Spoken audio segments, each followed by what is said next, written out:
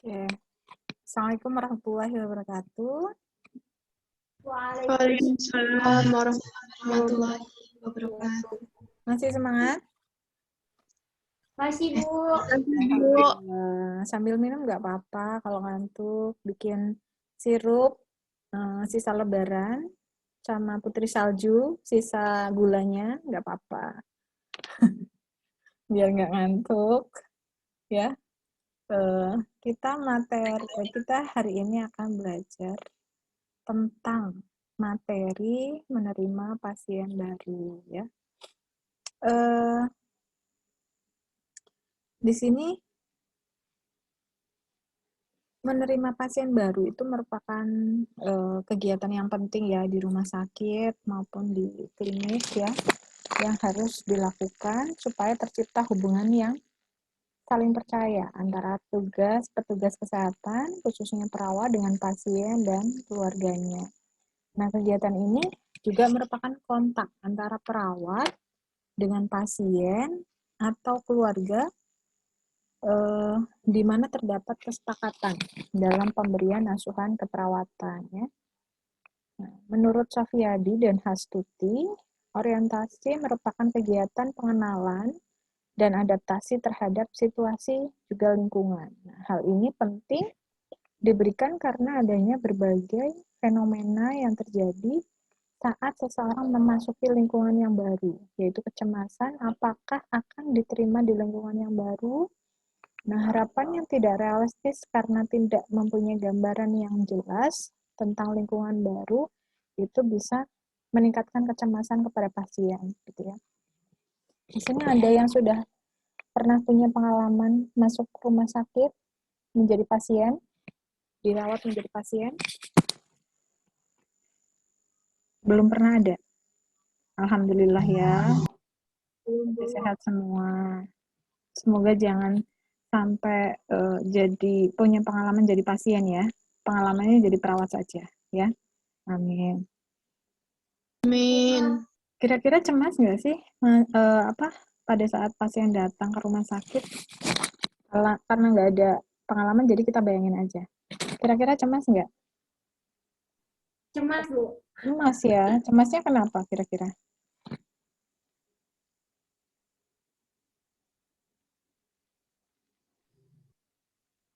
Cemasnya kenapa kira-kira?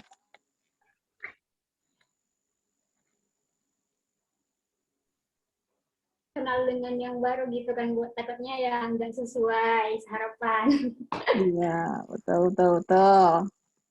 Bagus sekali jawabannya dari Mbak Yani. Takut tidak sesuai harapan. Padahal mungkin harapannya misalnya jadi pasien, ketemunya sama Mbak perawat yang cantik-cantik kayak Mbak Yeni, kayak Mbak Winda misalnya, saya Mbak Wiharti misalnya. Dia cantik, ramah gitu ya. Nah, itu kan ekspektasi ya, keinginan ya.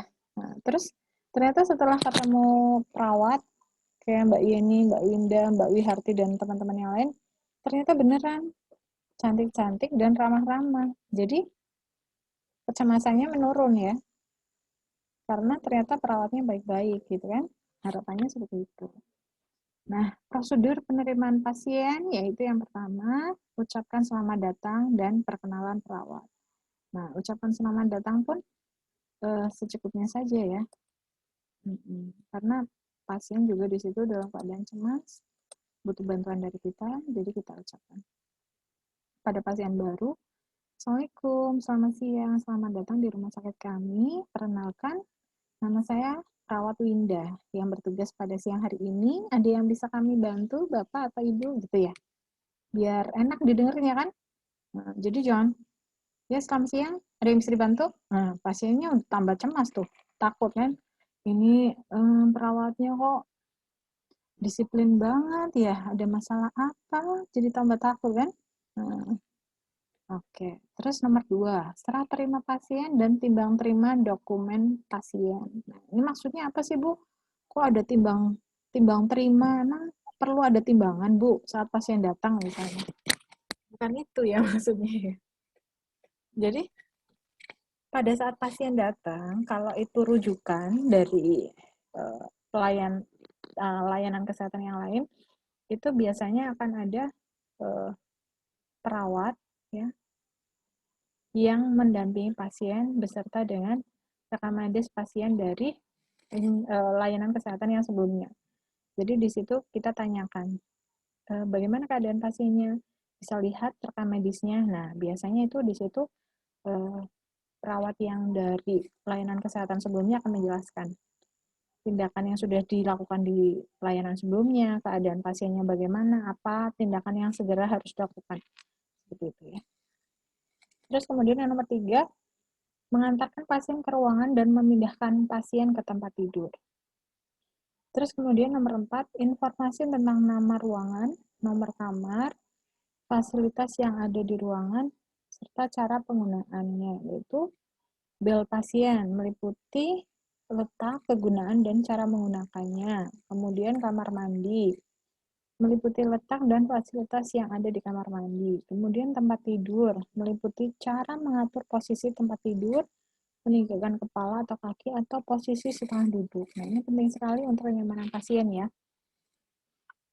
Makanya kita sebagai perawat harus paham nih, gimana cara ngatur tempat tidur ya. Nanti kalau pas di lab belajar.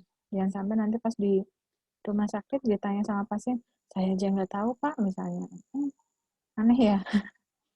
Terus yang kelima, menerangkan waktu kegiatan rutin perawatan ya. Misalnya memandikan pasien dilaksanakan pada shift pagi sekitar pukul 7 dan 8. Terus kemudian yang sore antara pukul 14 sampai 15 pada shift siang ya. Terus kemudian makanan, menghidangkan makan dilaksanakan selesai mandi, yaitu antara pukul 8 sampai 8.30 pada pagi hari dan pukul 12 sampai 12.30 pada siang, dan pada makan sore 17.30 sampai 18. Terus kemudian pemberian obat. Nah, secara umum dilaksanakan setelah makan pagi dengan mempertimbangkan jenis terapi dan waktu dimulainya terapi. Selanjutnya, observasi keluhan dan tanda vital, pada umumnya pengukuran TTV atau tanda-tanda vital, dan menanyakan keluhan pasien dilaksanakan setidaknya 1 kali selama 1 shift sebelum pergantian shift ya. Kemudian pengontrolan infus dilaksanakan sewaktu-waktu sesuai keadaan pasien dan kebutuhan cairan pasien. Jadi kalau misalnya infusnya itu sudah cukup sedikit dan mau habis itu dikontrol sekalian diganti. Kemudian pengambilan spesimen ya atau pemeriksaan penunjang. Ini secara umum dilaksanakan pada pagi hari untuk pengambilan spesimen, dan untuk pemeriksaan radiologi menyesuaikan dengan kegiatan dari ruang radiologi ya. Jadi mengikuti ada jadwalnya. Kemudian 9, HG, pelayanan agama dilaksanakan sesuai dengan jadwal rumah sakit. Itu biasanya ada pemuka agama sesuai dengan agama dan kepercayaan masing-masing. Biasanya pada pagi hari ya, datang untuk mendoakan pasien. Nomor 6, menjelaskan kondisi pasien saat ini terkait dengan makanan yang boleh dikonsumsi dan aktivitas yang boleh dilakukan dan tidak boleh dilakukan selama dirawat di rumah sakit. Yang nomor 7, menjelaskan nama dokter dan yang merawat dan waktu visit atau kunjungan dokter. Informasi disesuaikan dengan nama dan waktu visit dokter yang merawat pasien. Kemudian nomor 8, menjelaskan tim perawat yang akan merawat. Jadi biasanya kalau pada saat pergantian jadwal, itu biasanya semua perawat keliling untuk memperkenalkan diri siapa saja perawat yang sedang bertugas pada hari itu dan shift itu kepada pasien, supaya pasien paham gitu ya. Kemudian menjelaskan waktu kunjungan pasien yang diperbolehkan itu waktunya jam berapa saja, selama berapa lama gitu.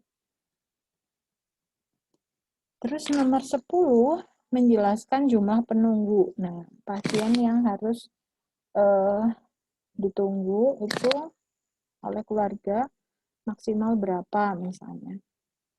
Nah, kayak seperti sekarang selama COVID kan, selama COVID sangat dibatasi ya untuk mengurangi penularan.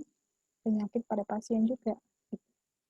Nomor 11, menjelaskan kepada keluarga untuk tidak membawa barang-barang berharga selama di rumah sakit, dan apabila terjadi kehilangan barang, menjadi tanggung jawab pasien dan keluarga. Jadi, pakai perhiasan, ya kalau tidak, kan sedang sakit ya, nggak perlu eksis, yang bisa pakai perhiasan, disimpan dulu di rumah, gitu ya. Bawa uang cash secukupnya saja, gitu ya.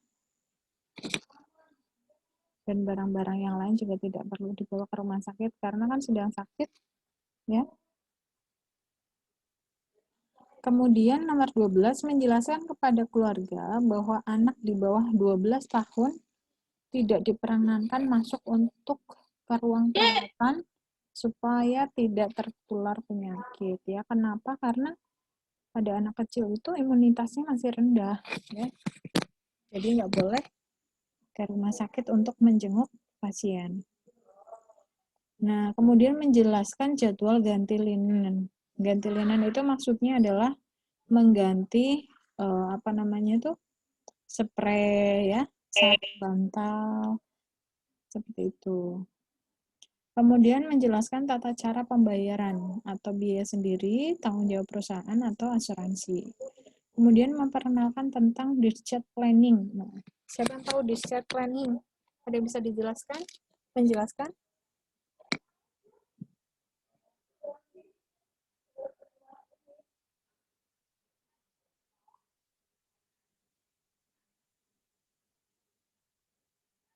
Ada yang tahu discharge planning? Silakan. Biar nggak ngantuk, ayo.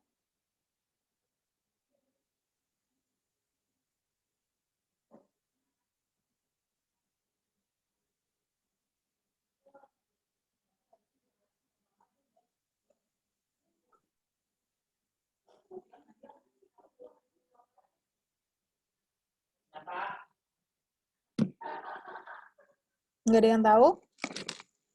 Udah tidur semua nih mahasiswanya? Belum tidur ya? Masih ada ya? Belum, masih ada. Oke. Baik. Rifki, tahu nggak Rifki discharge planning apa? Belum tahu, Bu. Belum tahu, ya.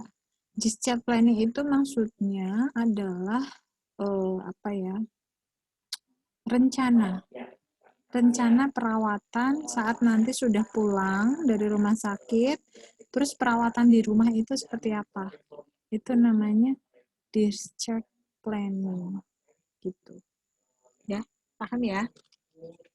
Nah, di asuhan keperawatan itu ada discharge planning, dan discharge planning itu biasanya dibawakan dan dijelaskan oleh perawat, nanti dibawakan ke pasien supaya dilaksanakan nanti saat sudah pulang di rumah, itu disesuaikan dengan rencana di discharge planning tersebut.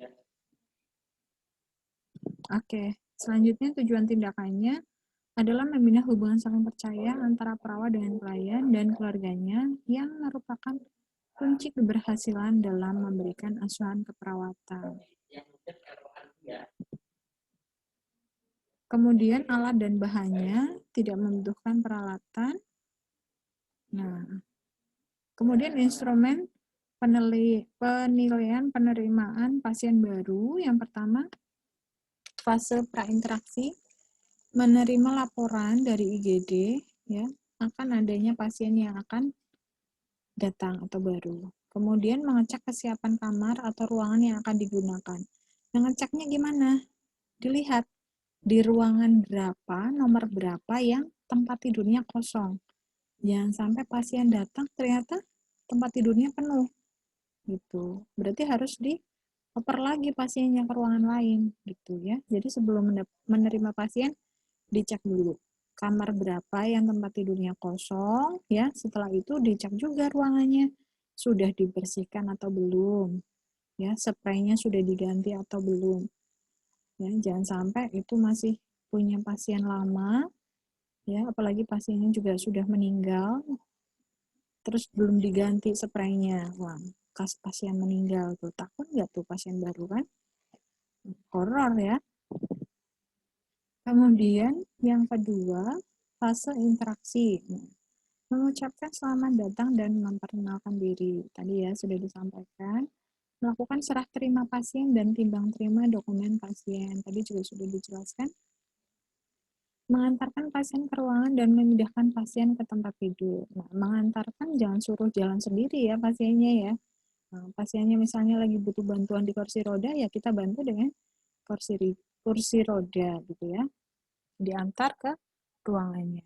Kemudian yang keenam, memberikan informasi tentang nama ruangan, nomor kamar, fasilitas yang ada di ruangan, serta cara penggunaan meliputi bel pasien, kamar mandi, dan tempat tidur.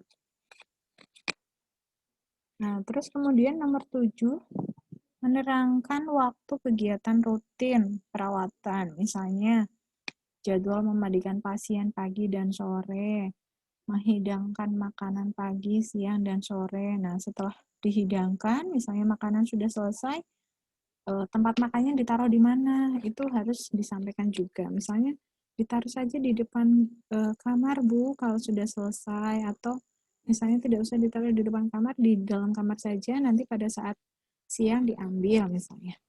Diinformasikan, ya.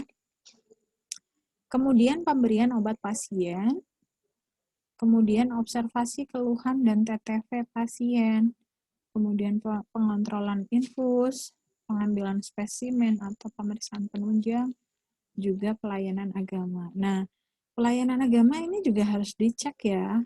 Jadi jangan sampai nih, mohon maaf misalnya, pasiennya agamanya Nasrani. Wah, pemuka agamanya Muslim, Pak Ustadz misalnya. Nggak nyambung ya jadinya ya. Jangan sampai seperti itu. Berarti perawatnya belum ngecek nih identitas pasiennya. Kemudian nomor 8, menjelaskan kondisi pasien saat ini terkait dengan makanan yang boleh dikonsumsi dan aktivitas yang boleh dilakukan dan tidak boleh dilakukan. Misalnya contohnya, pada pasien datang ke rumah sakit dengan keluhan abortus iminen atau keguguran yang mengancam ya. Kayak kemarin tuh ada artis ya yang keguguran perdarahan gitu ya misalnya. Berarti kalau misalnya masuk rumah sakit itu diagnosanya itu berarti harus bed rest. Artinya nggak boleh kemana-mana, harus di tempat tidur terus. Jadi kalau misalnya mau BAB dan BAK pun di atas tempat tidur, gitu ya. Jadi informasikan itu. Pakainya apa, Bu? Masa pipis sama BAB di tempat tidur? Pakainya P-spot. Dibantu pakai P-spot. Gitu, ya. Terus cara pakainya bagaimana? Nah, itu yang penting harus diinformasikan ke keluarga pasien. Jadi jangan pasien sendiri yang melakukan ya, tapi dibantu oleh keluarga pasien. Terus informasikan nama dokter yang merawat dan waktu visit dokter itu setiap hari jam berapa.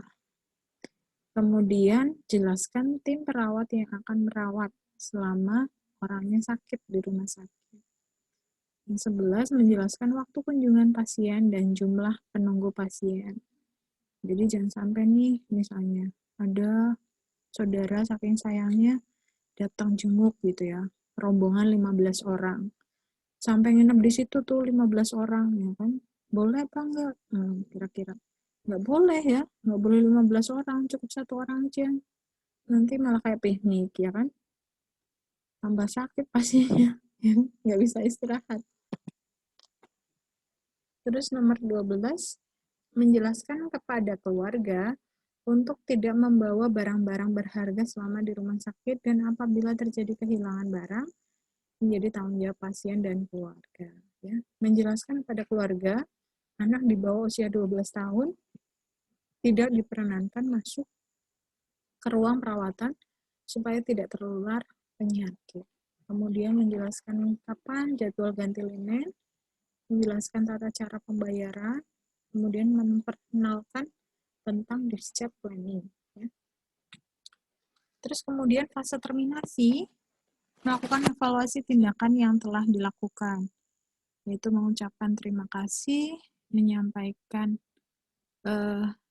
rencana tindak lanjut, kemudian berpamitan, dan mendokumentasikan tindakan yang telah dilakukan. respon pasien, serta temuan yang penting. Kalau misalnya ada pertanyaan dari pasien yang belum bisa kita jawab, maka kita minta pasien untuk menunggu sebentar karena kita tanyakan ke yang lebih paham dulu, begitu ya. Jangan sampai nanti kita nggak paham, tapi berani jawab padahal jawabannya salah, gitu ya. Jangan sampai seperti itu. Ada yang mau ditanyakan? Silakan.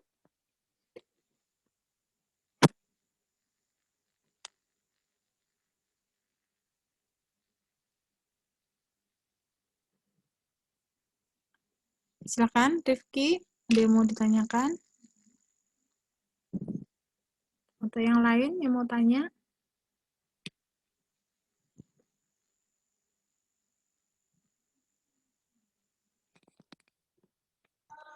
Ibu izin bertanya.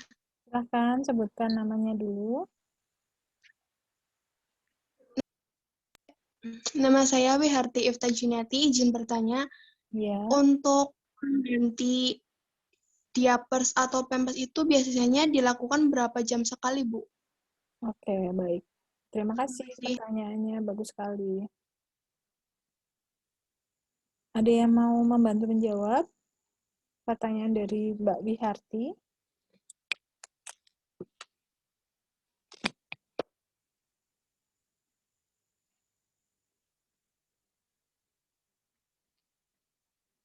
Silahkan.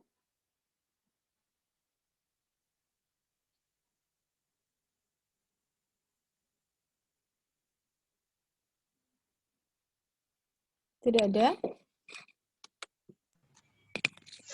Oke, kalau tidak ada yang mau membantu Mbak Wiharti menjawab pertanyaan, langsung Bu Santi jawab saja, tidak apa-apa ya. Kapan diapers diganti? Ya, pada saat dirasa diapersnya itu sudah penuh. Ya, jadi kalau sudah penuh kotoran gitu ya, walaupun misalnya baru 1 jam, ya harus diganti gitu. Karena kalau tidak diganti, nanti kotorannya bisa tercecer kemana-mana. Tapi kalau misalnya Bu Santi selama 12 jam atau setengah hari, ternyata tidak ada kotoran, misalnya seperti itu, karena sudah setengah jam, bisa jadi sudah kotor walaupun tidak ada kotoran ya, atau BAK, buang air kecil juga di diapers, maka tetap diganti saja untuk mengurangi iritasi. Begitu ya, karena lembab. Begitu Mbak Wiharti. Baik, Bu, Bagaimana? terima kasih. Baik. Ada yang mau ditanyakan lagi? Silahkan. Mumpung masih gratis ini kalau bertanya. Apa sudah ngantuk nih?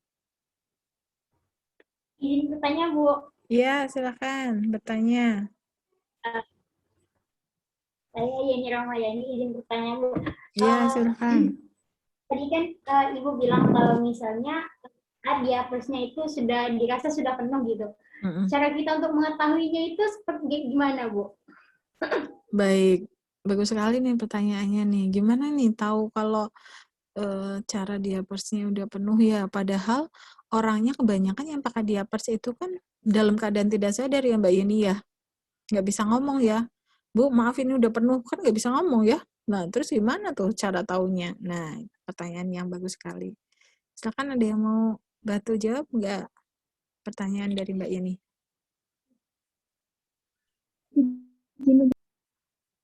Ya, silakan. Silakan Mbak Tias. Cara mengetahuinya dicek Bu, tapi kalau misalnya pada bayi itu kita tuh melihatnya bayinya tuh kayak gelisah. Ya. Jadi dicek dulu ya Mbak Tias ya. Iya Bu, tapi kalau sama bayi itu kayak bayi kalau kelihatan udah gelisah, dia mau ini gitu, mau kalau salah. Oke, bagus sekali jawabannya dari Mbak Tias ya. Mbak Tias kenapa itu? Mati lampu ya Mbak Tias ya? Wajahnya nggak kelihatan nih. Udah terang Bu, cuma kamera laptopnya. Oh, kamera laptopnya. Baik, jadi pada saat untuk mengetahui diapersnya sudah penuh atau belum ya kita cek. secara berkala. Misalnya 1 atau 2 jam sekali pada saat perawat itu mengecek keadaan pasien, cek juga diapersnya supaya melihat apakah diapersnya sudah penuh atau belum dan perlu diganti atau tidak. Begitu ya Mbak Yeni? Baik, Bu. Oke. Terima kasih, Bu. Sama-sama. Ada lagi pertanyaan yang lain?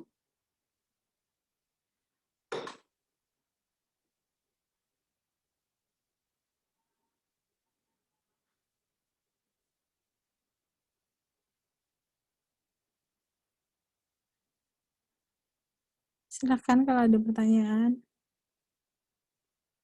Mungkin ada yang ditanyakan. Bu, ini kalau menerima pasien baru itu kayak ini ya Bu ya, kayak sedang mengenalkan kamar hotel ya, harus menginfokan fasilitas yang ada. Iya betul. Karena kan pasien baru sama juga dengan penerima pelayanan kesehatan ya. Jadi kita perlu menginformasikan segala layanan yang ada di ruangan atau di rumah sakit tersebut supaya pasiennya juga paham. Begitu ya.